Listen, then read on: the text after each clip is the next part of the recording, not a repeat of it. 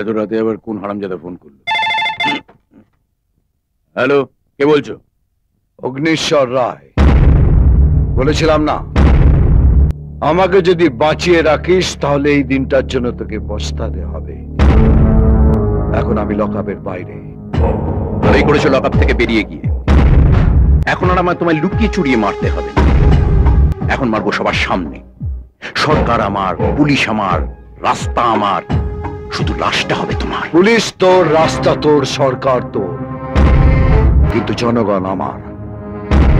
আর এই জনগণকে সাক্ষী রেখে তোর পুলিশের সামনে, তোর রাস্তায় ফেলে আমি তোকে কুকুরের মতো মারবো। এই শুয়ার, আমাকে হুমকি দিচ্ছ? রায়টা জানিয়ে দিচ্ছি। সামনের 1 মে তোর মৃত্যুর দিন ধার্য হয়েছে। তোর যন্ত্রণার দিন শুরু হলো জয়চাঁদ। আজকের পর আর তুই কোনোদিন ঘুমোতে পারবি না।